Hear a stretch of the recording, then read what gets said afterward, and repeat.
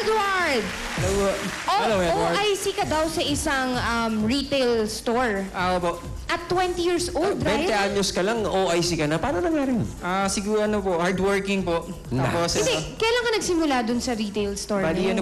when I was 17 years old po. Tapos so, 3 taon na rin. Tapos, Tapos siguro na-promote po kasi hardworking nga po eh. well, very good. Ibig sabihin, magaling kang empleyado, no? Kaya na-promote ng na-promote. Tatanong ko lang, Ryan, ano ang pakiramdam nung na-promote ka to OIC?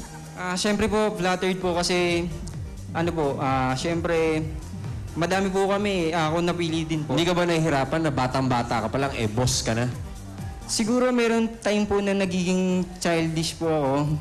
Pero minsan pinapayuhan naman po nila ako. Dumadaan naman po sa ganun lahat. Very good. Okay, well, good luck sa pagiging bossing mo. Pero Edward, eto actingan muna tayo. Ang location mo, nasa tindahan, nasa eskwelahan. Okay, nasa school ka nang tumawag ang inutangan ng mami mo. Galit na galit at naniningil sa'yo. Ngayon, Edward, ano ang gagawin mo? Kaya ready? Pwesto! Clap!